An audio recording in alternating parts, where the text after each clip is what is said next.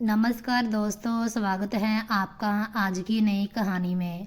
मैं अपने कमरे में बैठी हुई थी। मेरी दाईं तरफ एक औरत पागलों की तरह रो रही थी, चीख रही थी और चिल्ला रही थी। वह मुझे झंझोड़ने लगी और कहने लगी, मेरी मदद करो। लेकिन मैं किसी की मदद कैसे कर सकती थी। जैसे ही मैंने उसकी तरफ देखा, उसकी आंखें फटी की फटी रह गई। वह फौरन बाहर की तरफ भागी। कारण था, मैंने उसकी हथेली पर लिख दिया था, मेरा नाम सलोनी है और मेरी छोटी बहन का नाम पूजा है। मैं पूजा से 8 साल बड़ी थी। हम दोनों माँ बाप की सिर्फ 2 बेटियाँ थी, कोई भाई नहीं था। पूजा के जन्म से पहले मैं माँ बाप की इकलौती संतान थी, इसीलिए वे मुझे बहुत प्यार करते थे। जब पूजा पैदा होने वाली थी तो सबको उम्मीद थी कि इस बार लड़का होगा, लेकिन लड़की पैदा हुई। डॉक्टर ने यह भी बता दिया कि अब माँ कभी माँ नहीं बन सकती। इसलिए पिताजी पूजा से उतना प्यार नहीं करते थे। माँ भी ठीक से ध्यान नहीं दे पाती थी। पूजा यह बात महसूस करती थी, मैं उसे कभी बुरा ना लगे, इसलिए उसका बहुत ख्याल रखती थी। लेकिन पूजा मुझे देखकर नफरत करती थी।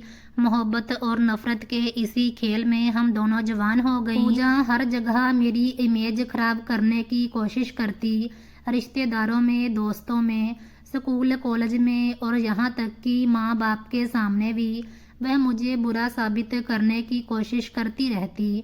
एक दिन वह माँ के पास गई और बोली, दीदी रात को फ़ोन पर किसी से बात करती हैं। उसने यह बात बार बार दोहराई। जब किसी के मन में शक डाल दिया जाए तो शक हो ही जाता है। एक रात मैं थक कर रजाई ओढ़कर सो रही थी। अचानक माँ ने रजाई खींच दी और पूछा, तुम फ़ोन पर किससे बात कर रही हो। मैं हैरान रह गई, नींद और हैरानी दोनों थी। मैंने कहा, मैं किसी से बात नहीं करती। लेकिन माँ चुप नहीं हुई। वे मुझे ऐसे देख रही थी जैसे उन्हें मुझ पर यकीन नहीं हो रहा हो। मुझे बहुत दुख हुआ, लेकिन मैंने कुछ नहीं कहा। अब घर में हर छोटी बड़ी बात पर मुझे शक की नज़र से देखा जाने लगा। मैंने अपनी ज़िंदगी में कभी गलत काम नहीं किया था, लेकिन पूजा की बातों ने सब बदल दिया। वह हर समय मेरे खिलाफ कुछ ना कुछ कहती रहती। मैं अच्छी बनने की कोशिश करती, मेहनत मैं करती, तारीफ वह ले जाती। कोई चीज़ खराब हो जाती तो इल्ज़ाम मुझे मिलता। मैं सिर्फ इतना कहती, वह मेरी छोटी बहन है, अभी समझ नहीं रखती। इसीलिए मैं हर बात बर्दाश्त कर लेती। इसी तरह समय बीतता रहा।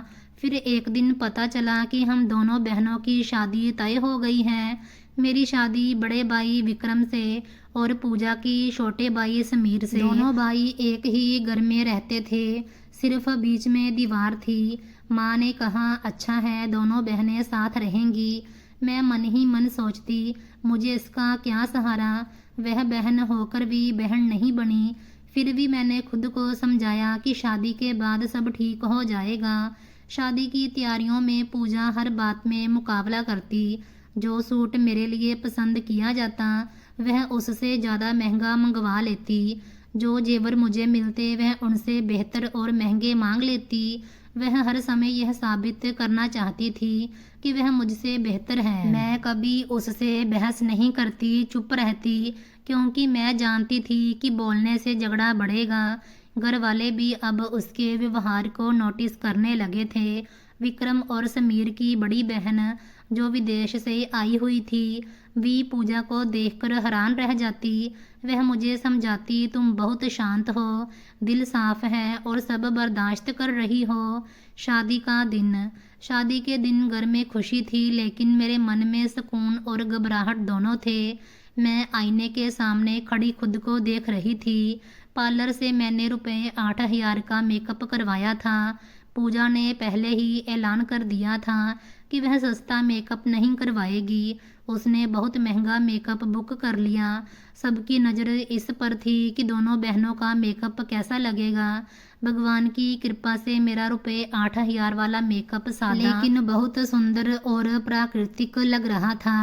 मेरे चेहरे पर नरमी और सादगी थी जो सबको अच्छी लगी। पूजा का महंगा मेकअप शुरू में भारी लग रहा था, बाद में बेस खराब होने लगा। वह बार बार ठीक करवाती, लेकिन जितना ठीक करती उतना खराब होता जाता।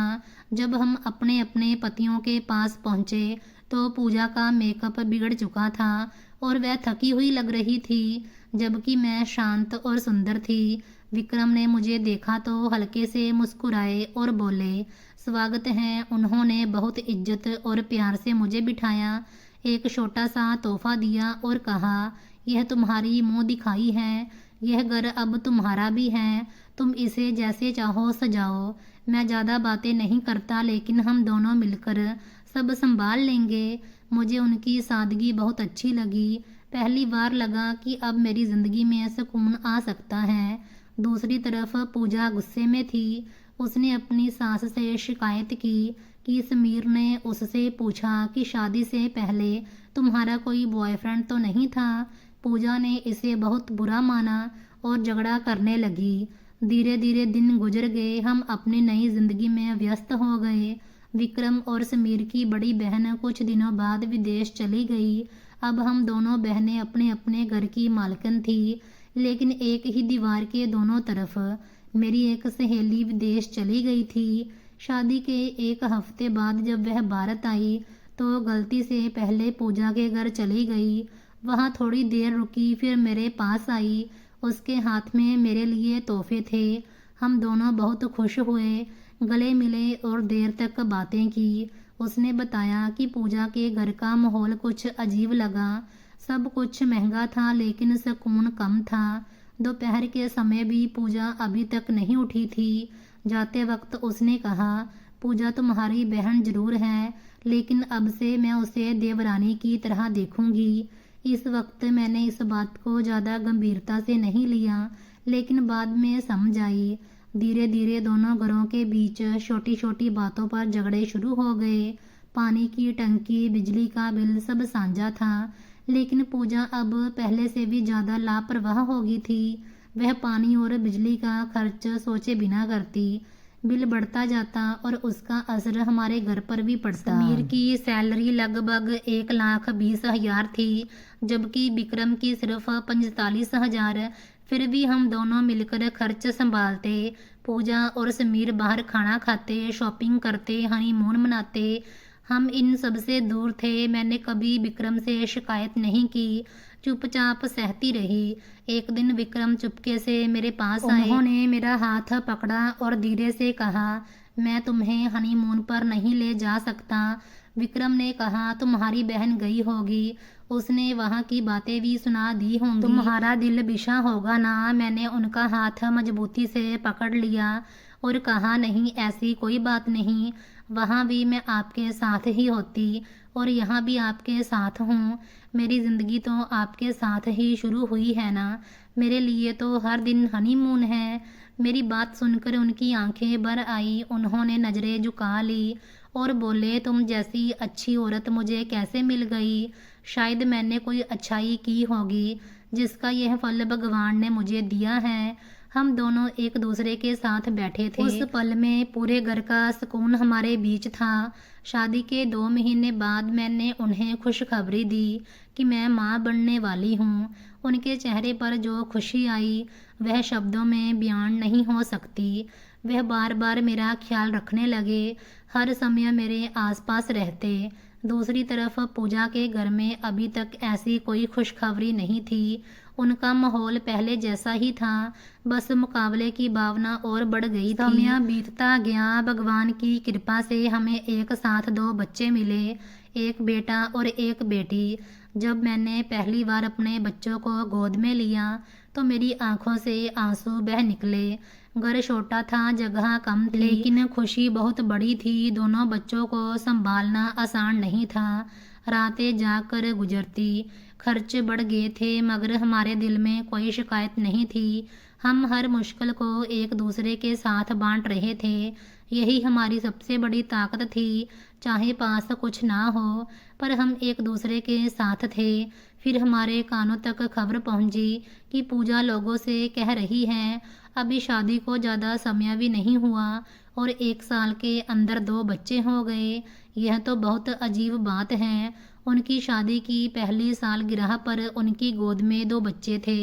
मुझे तो इसमें कुछ और ही लगता है। यह सुनकर मेरे अंदर पुराना दर्द फिर जाग उठा। मैंने बड़े मुश्किल से उसे दबाया था। पहली बार नहीं था कि वह मेरे चरित्र पर हमला कर रही हो। एक दिन मैं कमरा साफ कर रही थी। हम बड़े कमरे में बच्चों का सामान रख रहे थे और छोटे कमरे में बेड लगाया जा रहा था। जगह की तंगी बढ़ती जा रही थी। बच्चे छोटे थे, इसीलिए हर चीज़ इधर उधर बिखरी रहती।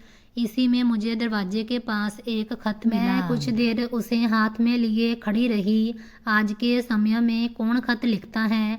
मैंने सावधानी से लिफाफा खोला। जैसे जैसे शब्द मैं पढ़ती गई मेरे हाथ कांपने लगे। खत में लिखा था, यह तुम्हारी पत्नी बेहद बदचलन और बुरी औरत है। इसे शादी के दिन ही त्याग देना चाहिए था, वरना यह तुम्हें बदनाम कर देगी। मैं इसका प्रेमी हूँ। मैं तुम्हें इसीलिए बता रहा हूँ ताकि तुम सच्चाई जान सको। मेरे हाथ से कागज गिरने लगा। आंखों के सामने सब धुंधला हो गया।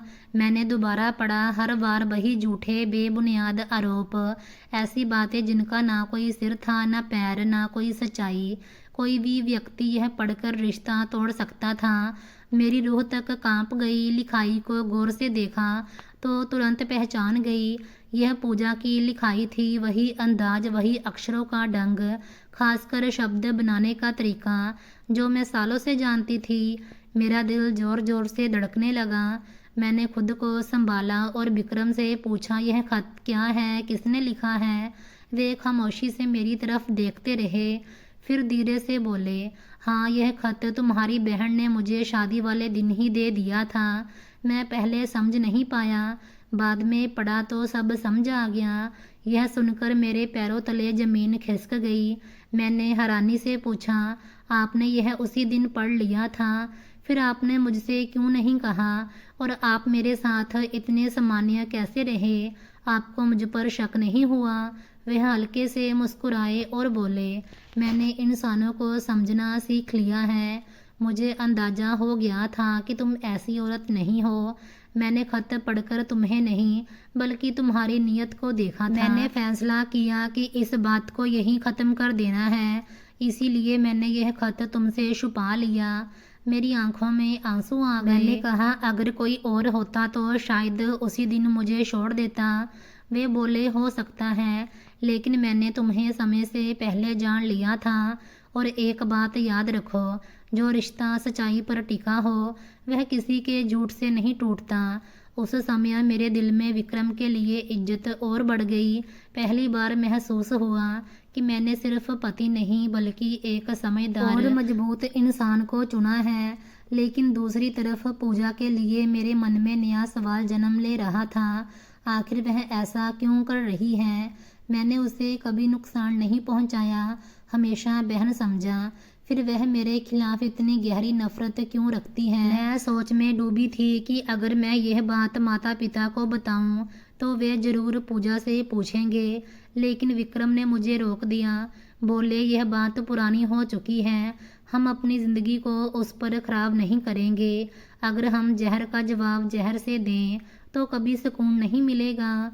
मैं चुप हो गई, अंदर से टूट रही थी लेकिन संभल भी रही थी। समझ आ गया था कि सबसे बड़ा दर्द वही होता है जो अपने रिश्तेदार ही देते हैं। जिंदगी आगे बढ़ती रही, मेरे बच्चे बड़े होने लगे, वे स्कूल जाने लगे। घर में उनकी चहल पहल, उनकी आवाज़ें, मेरी ज़िंदगी को नया रंग मिला। लेकिन पूजा के घर में अभी तक संतान की खुशखबरी नहीं थी। साल बीतते गए और लोग बातें करने लगे। फिर अचानक एक दिन खबर आई कि पूजा माँ बनने वाली है। वह बहुत खुश थी, उसके चेहरे पर अलग चमक थी। वह हर किसी से कहती, मुझे बुरी नज़र लग गई थी, मैंने नज़र का तोड़ करवाया है, किसी गलत औरत ने मुझे नज़र लगा दी थी, अब भगवान ने मेरी सुन ली है। उसके अपने पति के साथ कई लड़ाइयाँ हो चुकी थीं। उसका स्वभाव सख्त हो गया था और रिश्तों में दरारें आ गई थीं। समीर उसे कहता था कि तुम्हारे अंदर ही कोई समस्या है। इन बातों ने उनके घर का माहौल और कड़वा कर दिया था। रिश्ता टूटने के कगार पर पहुंच गया था, लेकिन फिर भगवान की कृपा से उसे संतान की खुशखबरी मिल गई और घर बच गया। मैंने यह खबर सुनी तो मन में सोचा, अच्छा हुआ घर बच गया, कम से कम यह खुशी उसे भी मिल गई। लेकिन हमारे हालात दिन ब दिन मुश्किल होते जा रहे थे। विक्रम का काम कम हो रहा था, घर के खर्च बढ़ रहे थे, जिंदगी एक परीक्षा बन गई थी। एक दिन मैं दुकान से सामान लेकर लौट रही थी। रास्ते में जमीन पर एक कागज पड़ा मिला। मैंने उठाया और घर आकर विक्रम को दिखाया। वह बोले, यह तो प्राइज बॉन्ड है। मैंने हैरानी से कहा, इसमें इनाम भी मिल सकता है ना? वह बोले, हाँ, लेकिन अक्सर लोग इनाम के बाद फेंक देते हैं, शायद यही वजह है। मैंने उसे बड़े ध्यान से अलमारी में रख लिया। दिल ने कहा कि यह मामूली चीज़ नहीं है। घर की स्थिति और तंग होती जा रही थी।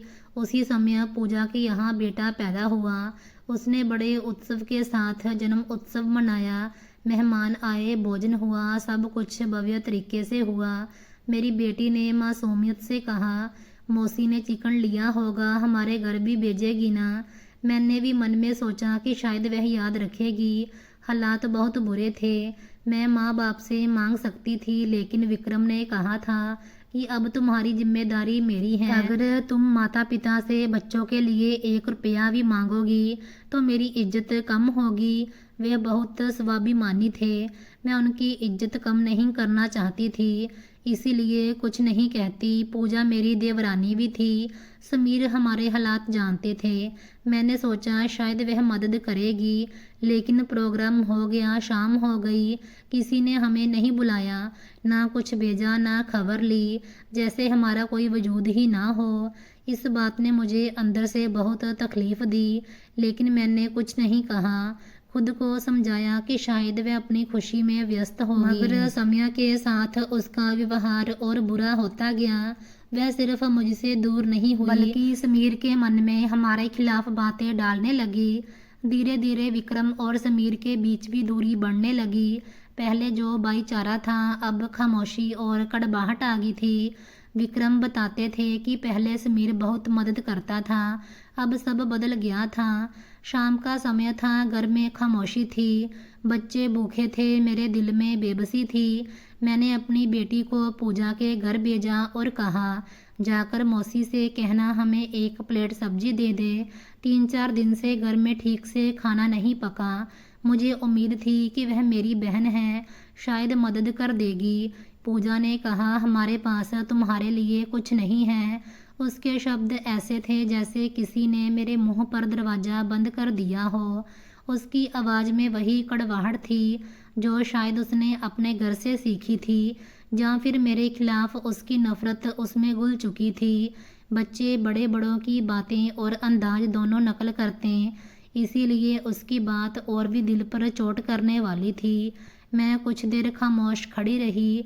मेरी आंखों में आंसू भर आए, लेकिन मैं कुछ बोल नहीं सकी। अंदर मेरे पति विक्रम की तबीयत पहले से खराब थी और वे बुखार में बिस्तर पर लेटे हुए थे। उनकी हालत देखकर मेरा दिल और भी टूट रहा था। मेरे पास उस वक्त 1 रुपया भी नहीं था। मैं उन्हें डॉक्टर के पास ले जा नहीं सकती थी। घर में खाने को कुछ नहीं था और ना ही कोई मदद का सहारा था। मैं बेबसी से खड़ी थी, जैसे सारा बोझ मेरे कंधों पर आ गया हो। मेरी बेटी मेरे करीब आई और बोली, माँ, मौसी हमसे प्यार नहीं करती, वो हमें खाना क्यों नहीं देती? उनके घर से तो बहुत अच्छी खुशबू आ रही थी, वहाँ बड़ी पार्टी थी। मैंने उसे धीरे से अपने पास लगा लिया और कहा, बेटा जाओ और खेलो। मेरी आवाज़ भारी हो रही थी। मैं नहीं चाहती थी कि वह मेरी आंखों में टूटता हुआ हौसला देखे। मुझे पता नहीं था कि मेरी और मेरी बेटी की सारी बातें मेरा बेटा आरव भी सुन रहा था। उसकी उम्र अपनी बहन जितनी ही थी, लेकिन वह बहुत संवेदनशील स्वभाव का था। हर बात को गहराई से महसूस करता था और घर के हालात को अच्छी तरह समझने लगा था। उसे पता था कि घर में पैसे नहीं हैं, उसके पिता बहुत बीमार हैं और हालात बहुत ख़राब हैं। वह कुछ देर खामोश बैठा रहा, फिर अचानक उठा और बाहर जाने लगा। मैंने पूछा, आरव कहाँ जा रहे हो? वह दरवाजे के पास रुक गया और बोला, माँ भूख लग रही है, घर में खाने को कुछ नहीं है। मैं सोच रहा हूँ दोस्तों के साथ खेलने चला जाऊँ, वहाँ भूख का एहसास नहीं रहेगा और ध्यान खेल में लग जाएगा। उसकी बात सुनकर मेरा दिल अंदर से टूट गया। वह अपनी उम्र से कहीं ज़्यादा बड़ा लग रहा था। मैं कुछ देर उसे देखती रही, फिर कहा, अपनी बहन को भी साथ ले जाओ। वह थोड़ा रुका और बोला, नहीं माँ, हम क्रिकेट खेलेंगे। वह छोटी है, खेल नहीं सकेगी और परेशान हो जाएगी। मैंने कहा, अच्छा ठीक है, जाओ, और वह बाहर चला गया। थोड़ी देर बाद घर के बाहर शोर की आवाज़ें आने लगीं, चीखने चिल्लाने की आवाज़ें थीं। मैं घबराकर बाहर दौड़ी। असल में हुआ यह था कि पूजा के घर में जन्म उत्सव के बाद बकरे के पैर और बचा हुआ सामान उन्होंने हमारे घर की तरफ एक कोने में फेंक दिया था। मेरा बेटा आरव जब बाहर गया तो उसने वो देख लिया। उसके मासूम मन में ख्याल आया कि शायद उसे साफ करके पकाकर खाया जा सकता है। उसे उठाकर जैसे ही घर के अंदर लाने लगा, मेरे देवर समीर ने उसे देख लिया। समीर फौरन चिल्लाने लगा, चोर चोर।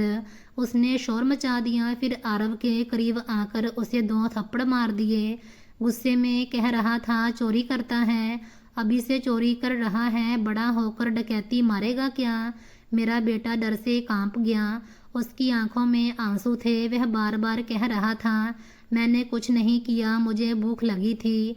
उसी दौरान विक्रम भी शोर सुनकर बाहर आ गए। वह पहले ही बुखार में तप रहे थे और लड़खड़ाते हुए चल रहे थे। उन्होंने फौरन बेटे को अपने पास खींच लिया और बचाने की कोशिश की, मगर तब तक समीर ने उसे 2-4 थप्पड़ और मार दिए थे और हमें बातें सुनाने लगा। वह चीख रहा था, तुम लोग अपने बच्चों को क्या सिखा रहे हो, बड़े गरीब बनते हो और फिर यही हरकतें करते हो। तुम्हारे घर में शराफत नाम की कोई चीज़ भी है या नहीं। विक्रम ने कमज़ोर आवाज़ में कहा, बस करो, बच्चों पर गुस्सा क्यों निकाल रहे हो। मगर समीर और ज़्यादा भड़क गया। उसने विक्रम से भी उलझना शुरू कर दिया। बोला, अपनी पत्नी को समझाओ, अगर बच्चों की परवरिश नहीं कर सकती तो पैदा ही क्यों किए।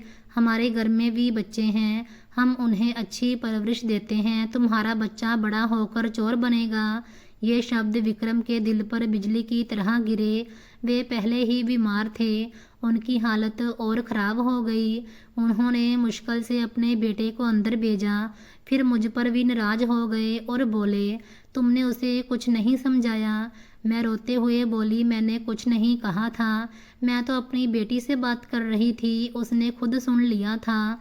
फिर विक्रम ने खुद को संभाला और गुस्से में बोले, मैं जिंदा हूँ, कोई मुर्दा नहीं हूँ। मैं तुम लोगों के लिए कुछ ना कुछ लेकर आऊँगा। वे तेज़ी से बाहर निकलने लगे, मगर बुखार की तीव्रता और कमजोरी की वजह से दरवाजे के पास उनके कदम लड़खड़ाए और वे जमीन पर गिरकर बेहोश हो गए। मैं चीख पड़ी और दौड़कर उन्हें अंदर लाई, बिस्तर पर लिटाया और रोते रोते सोचती रही कि आखिर यह बुरा समय कब ख़त्म होगा। मुझे यह भी पता चला था कि समीर रिश्वत लेना शुरू कर चुका था। वह गलत तरीक़ों से पैसा कमा रहा था, धोखा देता था और लोगों के साथ अन्याय करता था। मगर उसके घर में दौलत की भरमार थी, हर तरफ खुशहाली नजर आती थी, महंगी चीज़ें थीं और ज़िंदगी अलग रंग में चल रही थी। एक दिन मैं घर में बैठी यही सब सोच रही थी। दिल में अजीब सी बेचैनी थी। मैं अपने हालात और दूसरों के हालात की तुलना कर रही थी।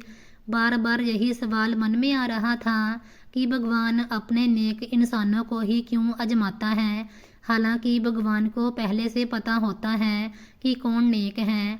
हमने कभी किसी का बुरा नहीं किया, किसी का हक नहीं मारा, किसी को तकलीफ़ नहीं दी, फिर हम पर ही इतनी सख्त परीक्षा क्यों। और जो लोग दूसरों का घर बर्बाद करते हैं, बच्चों को ताने देते हैं, धोखा करते हैं, रिश्वत लेते हैं, उनके हालात बेहतर क्यों हैं। घर के हालात ऐसे थे कि हर तरफ से थोड़ा थोड़ा पैसा जमा होता था, कहीं रुपए 2, कहीं रुपए 5, कहीं रुपए 10। इसी तरह से मुश्किल से रुपए 50 बनते थे। एक दिन मैं उन्हीं रुपए 50 लेकर दुकान पर गई। मन में उम्मीद भी थी और शर्मिंदगी भी कि इतने कम पैसों में क्या होगा। दुकानदार से कहा कि क्या रुपए 50 की दाल मिल सकती है। दुकानदार ने मुझे एक नज़र देखा, जैसे मेरी मजबूरी समझ गया हो।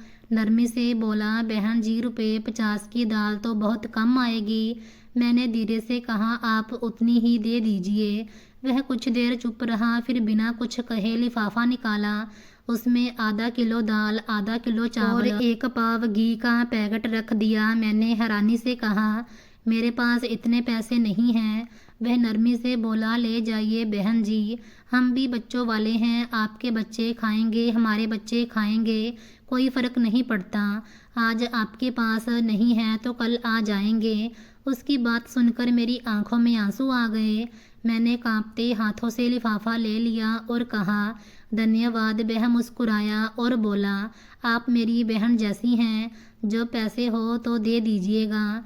मैंने सिर हिलाया और मन में आशीष दी कि भगवान इस शख्स को हमेशा भरपूर रिज़्क दे। दुकान की दीवार पर एक पुराना इश्तिहार लगा था, जिसमें प्राइज बॉन्ड की डिटेल लिखी थी। मुझे याद आया कि मेरे पास भी एक पुराना प्राइज बॉन्ड है, जो ज़मीन पर मिला था और मैंने अलमारी में रख दिया था। घर वापस आई, बच्चों के लिए दाल चावल बनाए, विक्रम को खाना दिया। उनकी तबीयत खराब थी, इसीलिए दवा देकर सुला दिया। बच्चे भी खाकर सो गए। रात का समय था, घर में पूरी खामोशी थी। मैं भगवान की पूजा के लिए बैठी, मेरी आंखों से आंसू बह रहे थे। भगवान के सामने अपना सारा बोझ रख रही थी। मैं कह रही थी कि हे भगवान, यह कैसा समय है, हमने किसी का क्या बिगाड़ा है, फिर हम ही क्यों टूट रहे हैं। मेरी आवाज़ कांप रही थी, दिल भरा हुआ था, मगर उम्मीद कहीं ना कहीं जिंदा भी थी। तभी मुझे वो प्राइज बॉन्ड याद आया। सब सो रहे थे। मैं पूजा से उठी, अलमारी खोली और वो कागज निकाला। मेरे हाथ कांप रहे थे। मैंने नंबर चेक करना शुरू किया। जैसे जैसे मिलाते गई, मेरा दिल जोर जोर से धड़कने लगा। अचानक एक नंबर पर मेरी नज़र रुकी। मैंने दोबारा 3 बार चेक किया, बिल्कुल मैच कर रहा था। मेरा दिमाग रुक सा गया। मैंने पूरा नंबर फिर से चेक किया, हर अंक सही था। उस पर लिखा था, पहला इनाम ₹1 करोड़। यह पढ़कर मेरी सांसें रुक गई। मैंने बैठकर अपना सिर पकड़ लिया। समझ नहीं आ रहा था कि यह हकीकत है या सपना। रात बहुत गहरी हो चुकी थी। मैं बार बार खुद को चेक करती, सुबह का इंतज़ार किया। वो रात सदियों जैसी लगी। सुबह हुई तो मैंने विक्रम को जगाया। कांपते हाथों से कागज उनके सामने रखा और कहा, यह देखिए, नंबर मैच कर रहा है। वे एक पल खामोश रहे, फिर गौर से देखा, दोबारा देखा। उनके चेहरे पर हैरानी और खुशी दोनों छा गए। बोले, यह तो पहला इनाम है हमारा। मैंने कहा, हाँ, यहाँ तो ₹1 करोड़ लिखा है, यह कैसे हो सकता है। वह बोले, हाँ, यही इनाम है, नंबर वाकई मैच कर रहा है। मैंने उनके चेहरे को देखा। उन्होंने कहा, मैं जाकर पुष्टि करता हूँ, लेकिन एक बात याद रखो, किसी को इस बारे में पता नहीं चलना चाहिए। मैंने कहा, ठीक है, लेकिन सावधानी से जाना। विक्रम घर से निकल गए और मैं अकेली रह गई। उस दिन का पल मेरे लिए भारी भी था और बहुत सुंदर भी। मैं बार बार उस कागज को देखती और फिर आसमान की तरफ देखकर भगवान का शुक्राना करती। मेरे दिल में बार बार यही सवाल आता कि क्या वाकई यह हमारे नसीब में था या मैं कोई सपना देख रही हूँ। शाम तक वह वापस नहीं आए। मेरा दिल बेचैन था। बच्चे खेल रहे थे, मगर मेरा मन कहीं और था। रात को जब विक्रम वापस आए तो उनके हाथ में कुछ पेपर थे। बैठते ही बोले, बात पक्की हो गई है, यह असलियत है। 2 दिन में सारा काम पूरा हो जाएगा और रकम मिल जाएगी। मैं एक पल के लिए खामोश रह गई, फिर मेरी आंखों से आंसू निकल आए। मुझे यकीन नहीं हो रहा था। उन्होंने कहा, मैंने सब सावधानी से बात की है, यह बिल्कुल सही है, लेकिन इसे पूरी तरह छुपा कर रखना, किसी से इसका जिक्र मत करना। मैंने सिर हिला दिया और कहा, नहीं, मैंने किसी से कुछ नहीं कहा। उस रात हम दोनों ने भगवान का शुक्र किया। घर में ऐसा सुकून था जैसे सारी घुटन खत्म हो गई हो। 2 दिन बाद जब वाकई रकम आ गई तो हमें पूरा यकीन हो गया कि यह सपना नहीं, हकीकत है। कुछ रकम बैंक में जमा की और कुछ हाथ में आई। हमने कोई जल्दबाजी नहीं की।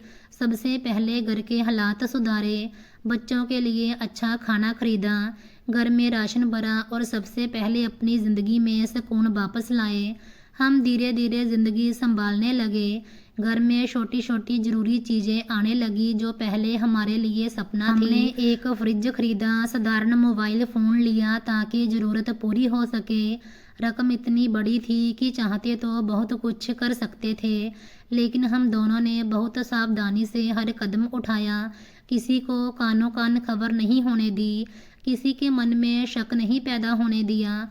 हम बाहरी दुनिया में वैसी ही ज़िंदगी गुजारते रहे जैसे कुछ बदला ही ना हो, लेकिन अंदर ही अंदर हालात बदल रहे थे।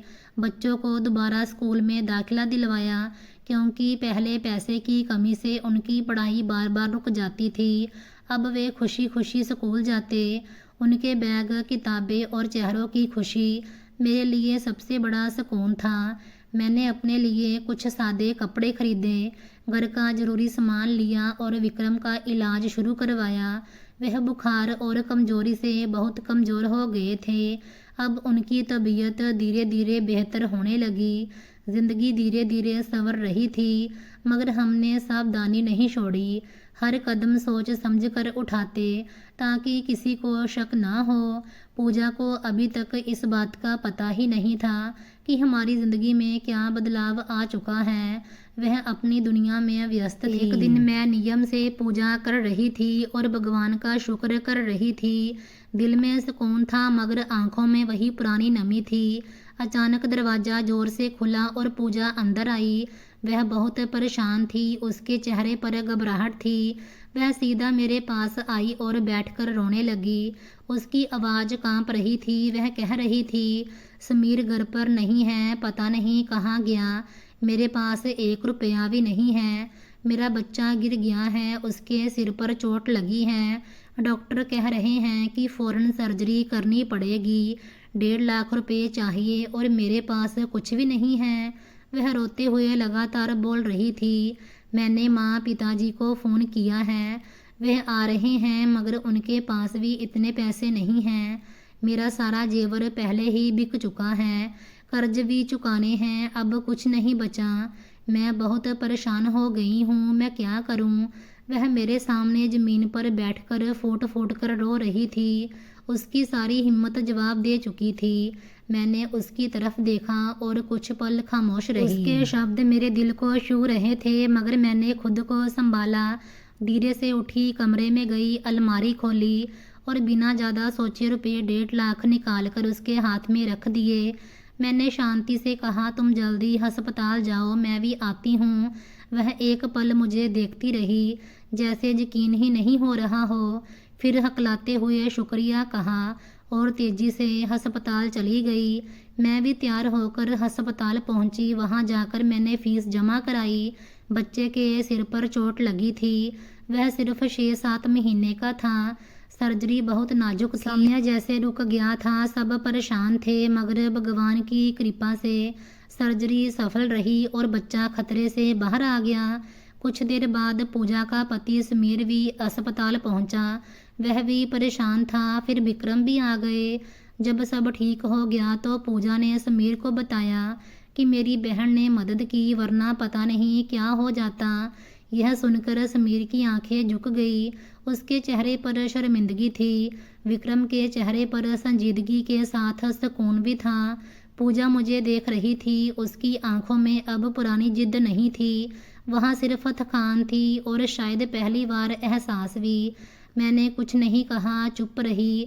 समीर पर रुपये 40 लाख का कर्जा था। हालात इतने बिगड़ गए थे कि कर्ज देने वाले बार बार उसके पीछे पड़ जाते थे। उसके चेहरे से सुकून खत्म हो चुका था। इस घटना के बाद विक्रम ने एक दिन समीर को अपने पास बिठाया। दोनों घर के आंगन में शाम के समय बैठे थे। हल्की हवा चल रही थी और सूरज डूब रहा था। विक्रम ने उसके कंधे पर हाथ रखा और कहा, परेशान मत हो समीर, हम कोशिश करेंगे कि तुम्हारा कर्ज उतर जाए। समीर ने विक्रम की तरफ देखा। विक्रम ने सिर्फ इतना कहा, भगवान रास्ते निकालते हैं, तुम हिम्मत नहीं हारो। उस दिन भी विक्रम ने उसे नहीं बताया कि हमारी ज़िंदगी में क्या बड़ा बदलाव आया है। सिर्फ यही कहा कि भगवान ने बेहतर रास्ते खोल दिए हैं। हम लोग धीरे धीरे उनकी मदद करने लगे, कभी किसी किश्त में, कभी ज़रूरत में हाथ बटाते। उधर हमारे घर में भी मरम्मत के काम शुरू हो गए। छत, दीवारें, दरवाजे सब सुधरने लगे। जब पड़ोसी पूछते कि अचानक यह सब कैसे हो रहा है, तो विक्रम मुस्कुराकर कहते, भगवान का आशीर्वाद है, मुझे अच्छी नौकरी मिल गई है। लोग मान जाते क्योंकि विक्रम पढ़े लिखे इंसान थे। उन्होंने कुछ पैसे कारोबार में लगाए और धीरे धीरे मुनाफा भी होने लगा। हमने कभी फालतू खर्च नहीं किया और ना दिखावा किया, इसीलिए किसी को शक नहीं हुआ। एक दिन दोपहर को बच्चे स्कूल गए हुए थे, विक्रम बाहर गए हुए थे, मैं घर में कपड़े ठीक कर रही थी। अचानक दरवाजे पर दस्तक हुई। मैंने दरवाज़ा खोला तो पूजा खड़ी थी। उसकी गोद में वही बच्चा था जिसके लिए वो रोती हुई आई थी। उसके चेहरे पर गहरी संजीदगी थी। मैंने उसे अंदर बुलाया, वह मेरे सामने बैठ गई। कुछ देर खामोश रही, फिर अचानक उसकी आंखों में आंसू निकल आए। उसने बच्चे को पास रखकर रोते हुए कहा, दीदी मैं आपसे माफ़ी मांगने आई हूँ। मैं खामोशी से उसे देखती रही। वह बोलती जा रही थी, मैंने आपके साथ बहुत बुरा किया, बचपन से आपको तकलीफ़ दी, आपकी बुराई की, झूठ बोले, आपके चरित्र पर इल्ज़ाम लगाए, आपके पति को वह खत दिया, आपकी खुशियों से जलती रही, आपके बच्चों को नज़रअंदाज किया, आपके और मेरे पति के बीच दूरी पैदा की, और जब आप मुश्किल में थी तब भी मैंने साथ नहीं दिया। यह कहकर वह फूट फूट कर रोने लगी। मैंने उसकी तरफ देखा। मेरे दिल में उस वक्त कोई गुस्सा नहीं था। वक्त ने मेरे सारे घाव भर दिए थे। मैंने आहिस्ता से उसका हाथ पकड़ा और कहा, कोई बात नहीं, मैंने तुम्हें बहुत पहले माफ़ कर दिया था। मैं हल्के से मुस्कुराई और बोली, दिलों में नफ़रत रखकर इंसान आगे नहीं बढ़ सकता। मैंने तुम्हें इसीलिए माफ़ किया क्योंकि नफ़रत का बोझ लेकर जीना बहुत मुश्किल होता है। वैसे भी तुमसे नफ़रत कैसी, तुम मेरी छोटी बहन हो। मैं तुमसे 8 साल बड़ी हूँ। मुझे आज भी याद है, जब तुम छोटी थी तो मैं अपने खिलौने तुम्हें दे देती, अपना हिस्सा तुम्हें खिला देती।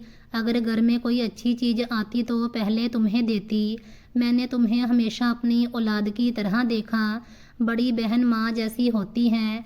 यह सुनकर पूजा के आंसू और तेज हो गए। वह मेरे गले लग गई और बच्चों की तरह रोने लगी। 20 साल की नफ़रत शायद उन आंसुओं में बह रही थी। मैंने उसके सर पर हाथ रखा और तसल्ली दी। कुछ देर बाद जब वह शांत हुई तो मैंने कहा, खुश रहो, ज़िंदगी बहुत छोटी है, इसे नफ़रत में मत गवाओ। अगर कोई समस्या है तो मुझे ज़रूर बताना, मैं तुम्हारी बहन हूँ और हमेशा रहूँगी। उस दिन के बाद वाकई बहुत कुछ बदल गया। समीर ने भी अपनी ज़िंदगी बदलने का फैसला किया। उसने कसम खाई कि अब कभी गलत रास्ते पर नहीं जाएगा। शुरू में मुश्किलें आईं, लेकिन धीरे धीरे हालात बेहतर होने लगे। विक्रम ने उसको राह दिखाई और जहाँ ज़रूरत पड़ी उसकी मदद की।